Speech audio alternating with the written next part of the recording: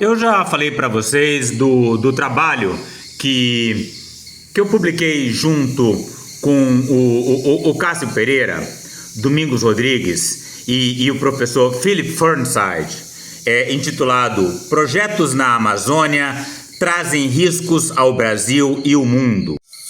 Olá, Rodolfo, tudo bem? Que coincidência, antes de vocês publicarem esse estudo, eu havia preparado um material e um artigo que foi publicado ao mesmo tempo no The Canary, chamado Será que o Brasil e Lula se destacarão como líderes climáticos? Essa que vocês estão vendo, já conhecem, ela já é contribuidora recorrente do canal, é Mônica Pettinini, jornalista investigativa, que está prestando muita atenção nessas grandes e perigosíssimas obras planejadas ou em curso na Amazônia. Olá, eu sou Paula Litais, diretora da revista Cenário, e eu falo aqui de Londres para anunciar uma novidade que vai ocorrer aqui na Cenário 2025, com a chegada da jornalista Mônica Pettinini, que vai ser a nossa correspondente aqui em Londres e também nossa articulista. Obrigada, Paula, será um prazer fazer parte da Cenário. A chegada da Mônica a Cenário contribuirá na repercussão de matérias jornalísticas sobre a Amazônia na Europa e no mundo. Obrigada, a gente aguarda vocês aqui na revistacenario.com.br. E campus do INPA, onde tem a parte de ecologia, estamos fazendo modelos simulando o desmatamento. A preocupação agora é a rodovia BR-319 e o que poderia acontecer naquele grande bloco de floresta no oeste do estado do Amazonas. E esse que vocês estão vendo é o professor Philip Fernside. É o autor sênior do artigo. O grande pesquisador, prêmio Nobel. E vocês veem que ele está preocupadíssimo com os impactos da construção da rodovia, da reconstrução da rodovia BR-319. Até agora, o desmatamento tem sido concentrado no chamado arco do desmatamento. Vamos ver esse curto vídeo que ele fez e que foi publicado pelo site do Estado de São Paulo. Sul e leste da floresta. E agora abrindo com a 319, ligando o arco de desmatamento com Manaus, então ia migrar todos os atores, quem desmatou tudo lá, pode migrar à vontade para tudo que tem acesso por estrada. Então, chegar no Manaus, pode chegar até Roraima, aqui uns partes da Amazônia com menos controle estadual, gente. E aqui em Manaus, outro lado do Rio Negro, norte de Manaus, Distrito do Quarto, tudo que está acessível.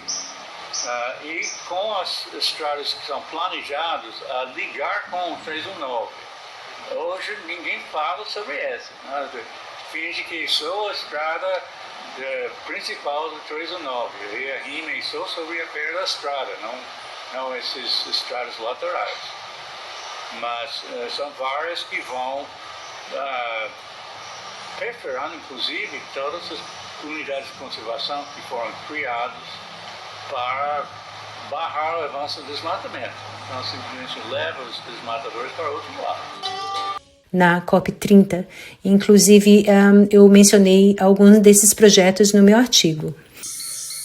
O último texto, o vídeo anterior sobre esse assunto, eu fui lendo e traduzindo ao mesmo tempo. Mas hoje vai ser mais fácil, porque o Philip Fernside fez questão de fazer uma tradução desse artigo e disponibilizar no site Amazônia Real. Então, o Fernside, ele é tão preocupado com essas questões e com as coisas que ele está encontrando, que ele faz sempre questão de traduzir isso para o português de uma forma acessível. Então você tem o artigo publicado, a publicação científica, o artigo simplificado, traduzido, disponível para todos em português. E agora eu estou acrescentando uma nova camada, que é a explicação em vídeo do que está sendo falado aí. Estamos aqui então, tradução do trabalho Hat Trick. Então, o que é o Hat Trick?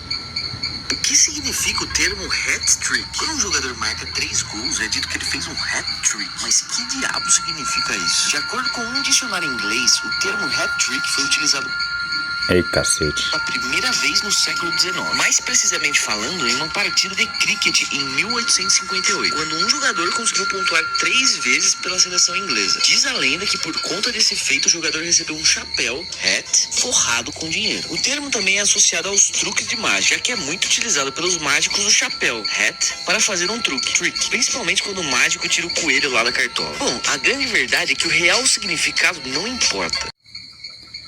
Sim, o real significado não importa. O que importa mesmo é que Cássio quis chamar a atenção para o número 3. 3 erros fundamentais que o governo Lula está fazendo e que vão comprometer esforços de combate à mudança climática brasileiros e globais. 3. Quais são? Exploração de petróleo na Foz do Amazonas. Número 1. Esse é o único que está sendo discutido decentemente nesse país, para bem ou para mal. Está sendo discutido. 2. Construção da Ferrogrão. A ferrovia que vai passar ali entre o Xingu e o Tapajós, para levar a soja do Mato Grosso para a calha do Rio Amazonas. Por onde ela seria exportada, e vai abrir, vai ampliar enormemente a vulnerabilidade. Já está ampliando, né? Santarém queimou tanto esse ano por causa da Ferrogrão, né? E vai ampliar muito o desmatamento da Amazônia. Então esse é o erro número 2. E você tem o erro número 3, que é a pavimentação da BR-319. Combustíveis fósseis. A Petrobras, empresa petrolífera do governo brasileiro, espera receber em breve uma licença para perfurar petróleo na foz do Rio Amazonas. Esse artigo ele foi redigido no ano passado. Ele já passou por uma série de etapas de revisores e de formatação para que saísse na revista. E ele não contém os últimos movimentos em relação à questão da exploração de petróleo na Foz do Amazonas. As declarações do Lula dizendo que vai sair, a Marina dizendo que tem que sair mesmo, porque é uma decisão do governo, e o pessoal dizendo que o IBAMA não decide nada. Enfim, esses últimos desdobramentos, eles não foram incorporados no artigo. Então, qual é a importância de prestar atenção nesse documento aqui, enquanto você tem, por exemplo, o assunto, né, da Natuza, que acabou de fazer um episódio muito bem elaborado, com as últimas informações sobre essa questão do petróleo, né? Inclusive entrevistando a Sueli Araújo, que falou muito bem da problemática da exploração de petróleo na Foz do Amazonas. Porque, qual é a relevância de um documento que foi redigido meses atrás, num assunto com evoluções tão rápidas?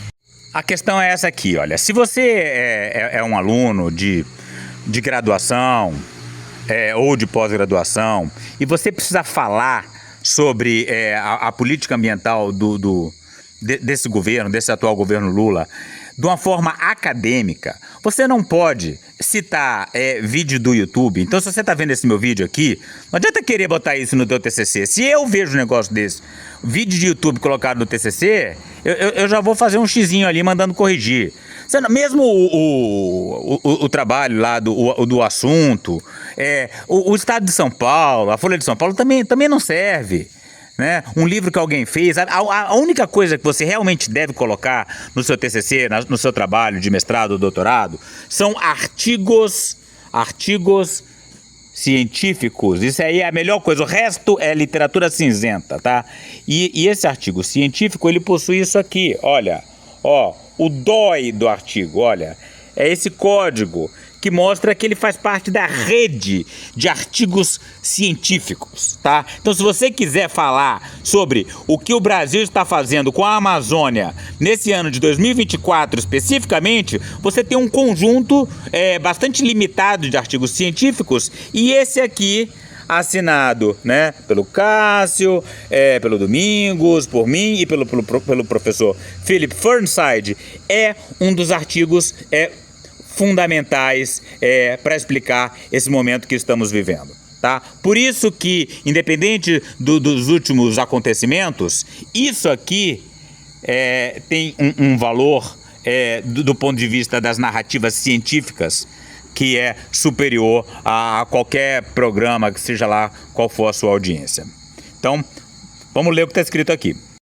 O Instituto Brasileiro de Meio Ambiente e dos Recursos Naturais Renováveis, IBAMA, negou o pedido de perfuração da Petrobras em maio de 2023, apontando uma série de ajustes que a empresa deveria fazer para obter a licença.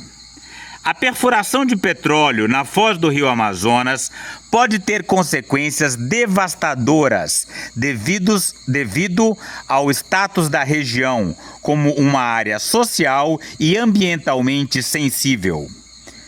Essa atividade pode impactar o grande sistema de recifes da Amazônia, um ecossistema que sustenta corais, esponjas e comunidades de peixes, que é altamente frágil e pouco estudado e desempenha um papel importante na manutenção do equilíbrio ecológico do planeta. A extração de petróleo pode impactar povos indígenas, quilombolas e outras comunidades tradicionais no Brasil e nas Guianas. Estabelecer um novo campo de petróleo na foz do rio Amazonas, assim como outros campos no mar planejados ao longo da costa do Brasil e na floresta amazônica, implicam na extração contínua por décadas, quando o mundo deve parar de usar combustíveis fósseis para a energia. Até mesmo a Agência Internacional de Energia, que geralmente está do outro lado, entre aspas, das questões ambientais, concluiu que nenhum novo campo de petróleo ou gás deve ser iniciado em nenhum lugar do mundo, restringindo a extração a campos já existentes e reduzindo-a a zero até 2050. É inconsistente para o Brasil, um país que afirma apoiar a meta de limitar o aquecimento global a 1,5 graus, aspirar a ser o último país do mundo a cessar a extração de petróleo, que é atualmente o plano do governo. Com relação à proposta de perfuração na foz do Amazonas, o presidente Lula disse que, abre aspas, nós não vamos jogar fora nenhuma oportunidade de fazer este país crescer. Tá? E aí tem uma referência científica para isso. Quem falou isso foi, Vicelli e Nogueira, 2024. Quem quiser, vai lá no fundo e vê essa publicação, tá? É assim que funciona a literatura científica. Como o Brasil sempre vai querer crescer Isso representa uma licença para extrair petróleo para sempre. Bom, sobre a exploração de petróleo na foz do Rio Amazonas, a gente precisa entender alguns pontos. Agora vocês estão ouvindo Domingos de Jesus Rodrigues, um dos autores do artigo. O primeiro é que todo o país precisa de energia, né? Esse é o ponto principal. Mas a que custo nós queremos obter essa energia? Nós sabemos que o Brasil ele está na liderança da transição energética, com uma matriz com mais de 80% de energia limpa. Pois é, nesse ponto que eu tenho uma discordância do Domingos, né? Porque eu não chamo a energia hidrelétrica de energia limpa, porque uma vez que eu atribuo a ela os impactos indiretos das hidrelétricas na forma de desmatamento, que contribuem muito para o efeito estufa. Mas escrever um artigo científico é assim, né? Nós somos 4 cabeças, né? Eu, o Cássio, o Felipe e o Domingos, né? Então a gente compõe esse texto que é o que nós encontramos em comum, né? E vamos então ouvir o que o Domingos tem a dizer, que sem dúvida alguma é muito importante. Então é necessário prospectar e retirar o petróleo da foz do Rio Amazonas. Quais os impactos que isso podem causar? A gente sabe que nós precisamos desenvolver vários estudos para ver os impactos ambientais. Mas mesmo sendo plausível a utilização desse petróleo, a gente foge daquilo que o mundo nos propicia atualmente, que é o quê? A mudança para outras fontes de energia que não seja os combustíveis fósseis, que são grandes responsáveis pelo aquecimento global. Então nós temos aí outras fontes de energia que podem ser muito bem aproveitadas no nosso país.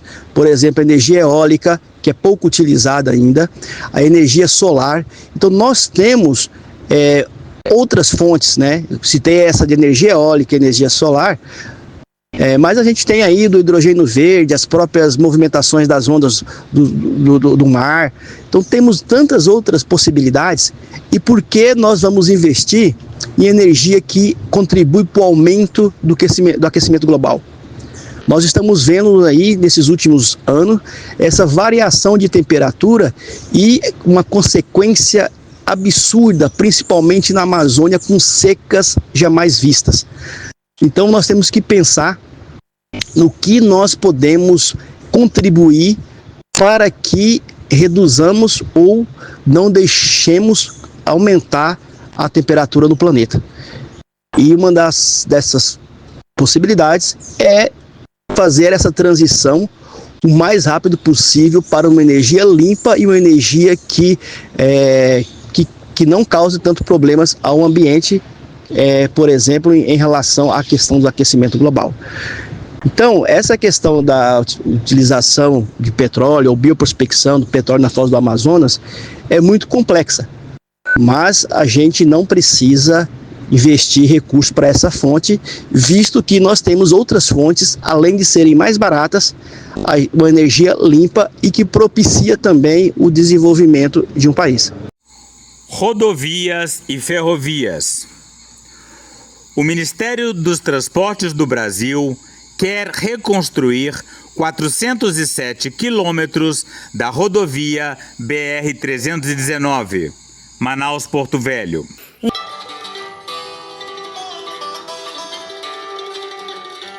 Existem políticos interessados, né? Tem uma frente ambiental no Congresso, etc. Mas, do outro lado, é muito mais poderoso. A gente produz informações, a gente publica trabalhos científicos e também divulgação. Tem uma coluna semanal na internet, na Amazônia Real, palestras, etc. Então, agora ninguém está obrigado a ouvir e tomar providências. Mas a gente espera que assim tenha influência, porque é evidente que E quem é responsável pelas decisões que afetam o desmatamento, etc., tem que levar isso em conta. Então, um desses projetos que eu mencionei também no meu artigo foi a reconstrução da rodovia BR-319, né? Que será uma catástrofe, né? Com impactos irreversíveis na Amazônia, e no Brasil e em todo o planeta. Então, vários estudos científicos, inclusive do Lucas Ferrante, do Philip, de vocês, do Philip Fanside, e esse último estudo seu, publicados em periódicos internacionais, revelam as consequências catastróficas, né? Que inclusive a BR-319 pode trazer para o Brasil e para o nosso planeta. A BR-319, juntamente com as estradas existentes e planejadas conectadas a ela, exporia aproximadamente metade do que resta da floresta amazônica à entrada de desmatadores, né? E aí a gente tem a referência Fernside 2022, né? Então, quem quiser saber mais sobre como que a BR-319 exporia metade da área preservada da floresta amazônica a desmatadores, procura esse artigo do professor Philip Fernside. Uma vez que as estradas sejam abertas, fornecendo acesso a essas áreas, a maior parte do que acontece está fora do controle do governo, independente do discurso político sobre planos de governança. E aí, um segundo artigo do Fernside. É isso, né? O governo pode decidir abrir ou não, mas uma vez aberto, tá? Não tem como controlar. São processos que vão além do controle do governo. Não dá para falar, vamos fazer governança, não. Não. Os custos de conter os impactos daquela estrada são astronômicos e inviáveis, né? Não é nem uma questão de quantidade de dinheiro. Os impactos serão inevitáveis se essa estrada for construída, né? Se for reconstruída. Continuando a leitura. O Ministério dos Transportes também quer construir a ferrovia Ferrogrão de 933 quilômetros que conectaria a região produtora de soja de Sinop, Mato Grosso, ao porto de Miritituba, no estado do Pará, paralelamente à rodovia BR-163. Né? Não muito longe de onde eu estou aqui, eu estou em Altamira, né? Então, bem naquela região ali. A gente tem a região de Santarém, né? Então lá é o Mato Grosso, cortaria tudo isso aqui, separando, né, a floresta amazônica em dois.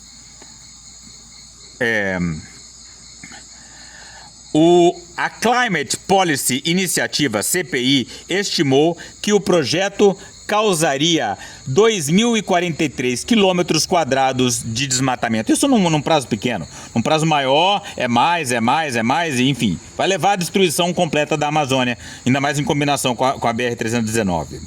Assim como a BR-319, a Ferrogrão ainda não recebeu uma licença de instalação e não possui consultas legalmente exigidas com os povos indígenas impactados. Com a exceção do Ministério do Meio Ambiente e Mudanças Climáticas, essencialmente todo o resto do governo brasileiro age para aumentar o desmatamento. A maior parte de terras públicas não designadas, terras devolutas no Brasil, seria aberta pelas estradas planejadas associadas à BR-319.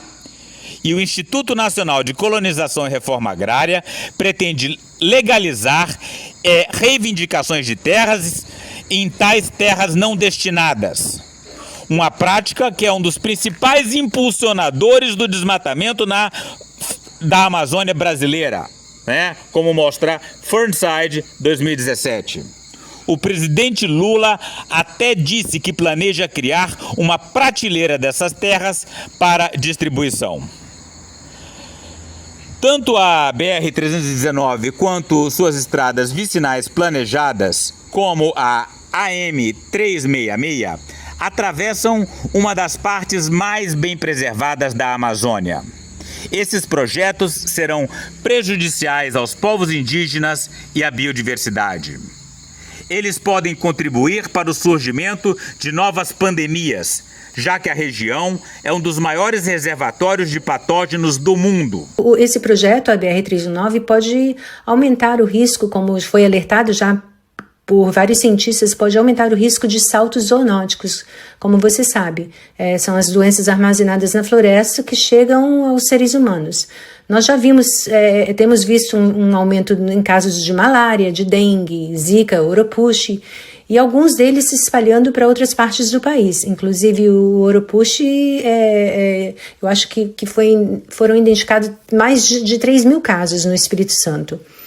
Então, esse projeto, a BR-319, está sendo impulsionado simplesmente por ganância, né? Por líderes empresariais, por políticos, e acredite ou não, com apoio de algumas ONGs, né? E uma fundação, uma filantrópica internacional apoiando essas ONGs.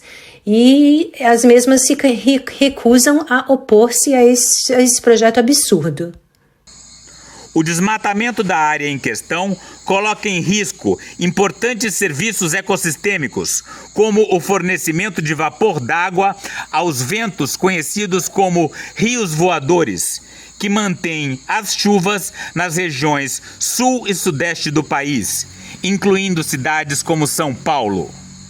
E também pode influenciar o regime de chuvas de países vizinhos como Bolívia, Paraguai e Argentina.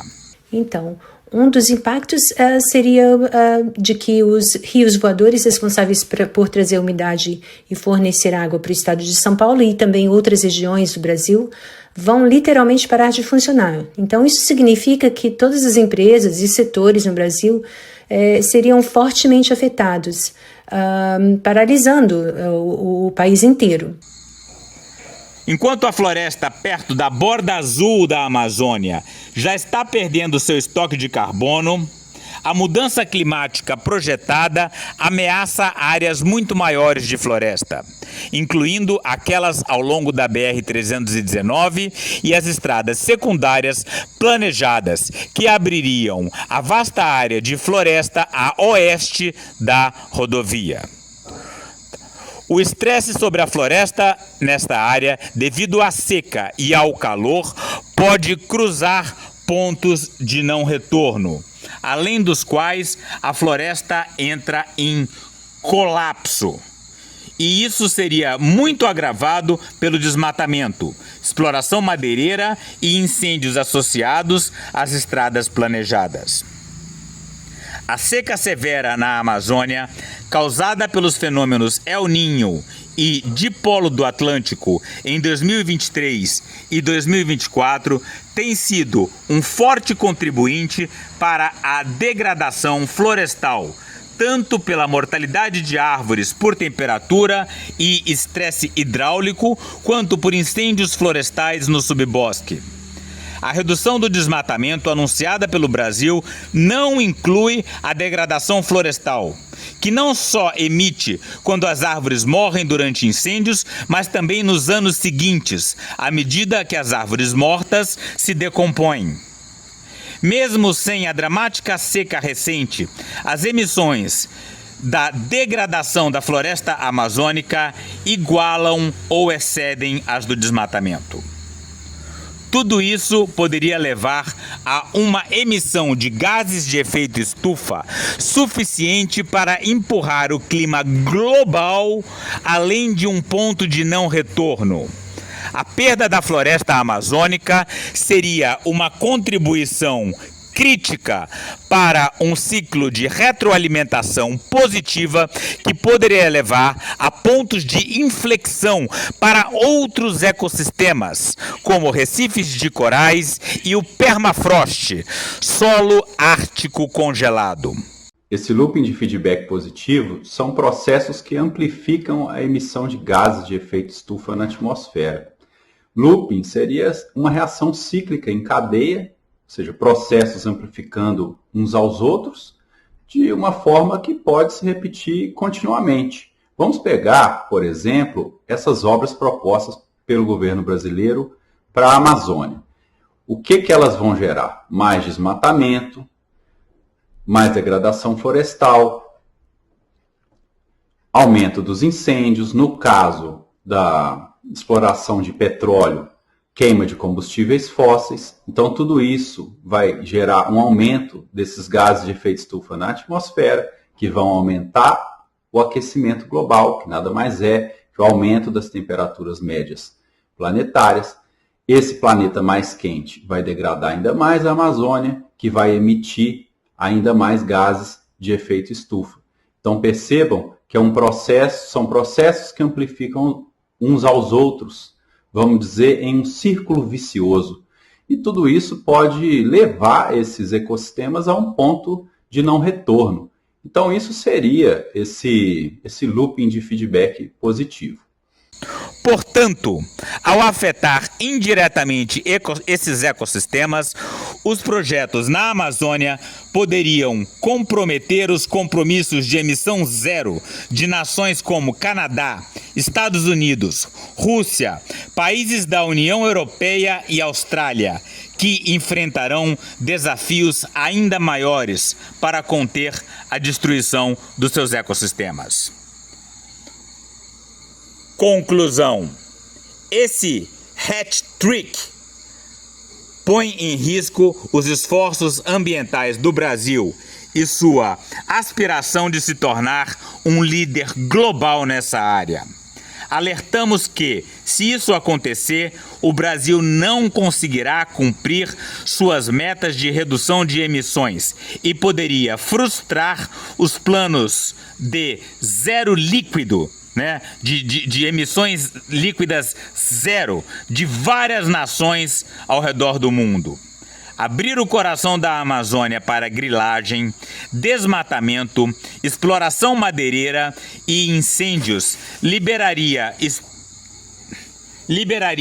estoques de carbono que poderiam ser críticos para empurrar o clima global além de um ponto de não retorno. Prolongar a extração de combustíveis fósseis faz o mesmo, contradizendo a promessa de uma transição energética. O Brasil seria uma das maiores vítimas se o aquecimento global fugisse ao controle, começando pela perda da maior e mais diversa região tropical do mundo e seu papel no fornecimento de serviços ecossistêmicos vitais para a vida das pessoas. É isso. Então, tudo o que a gente fala nesse artigo está referenciado aqui numa série de outros artigos. Olha só, né? Então esse aqui do Fernside está na Research Encyclopedia of Environmental Science, né? A revista Mongabay, Amazônia Real. Fernside publica muito na Amazônia Real, The Conversation, e não tem só o Fernside, tem toda, olha aqui, quando ele fala o que o governo brasileiro diz, né, tem a referência completa. Governo brasileiro, presidente Lula lança a Política Nacional de Transição Energética, está aqui no site do Palácio do Planalto, né? É por isso que a literatura científica é tão bacana, porque está tudo colocadinho aqui, né? Olha, esse artigo na Science, Lápola, né? The Drivers of Impacts of Amazon Forest Degradation. Então, os propulsores e os impactos da degradação da floresta amazônica, publicado na revista Science, né? Que é uma das principais revistas do mundo, né? Então você vê aqui, olha, a Luciana Gatti, né? Todo o pessoal da pesada aqui, o próprio Fernside, né? Enfim, isso aí o William Lawrence, o Bill Lawrence, é a voz da comunidade científica. Então, é crucial que todas as pessoas se envolvam e que entendam, compreendam as implicações desse projeto gigantesco e como ele poderá impactar as nossas vidas, não só na região amazônica, mas também no Brasil inteiro e no mundo. É essencial que todos compreendam a dimensão desse projeto. Obrigada.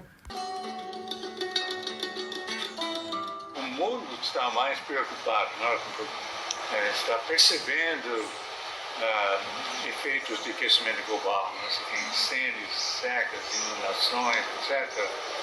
Uma forma que acorda certas pessoas.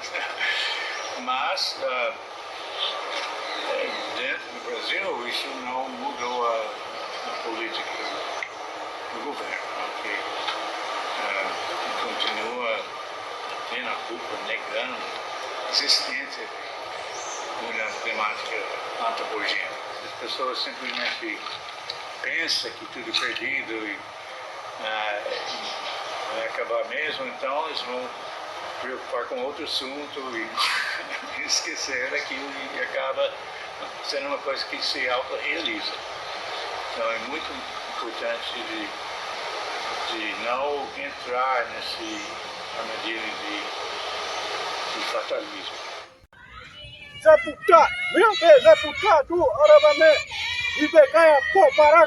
Para saber mais e participar dessa luta radical pelos povos indígenas, a floresta tropical e a biodiversidade de modo geral, inscreva-se no canal, deixe seu like e comentário.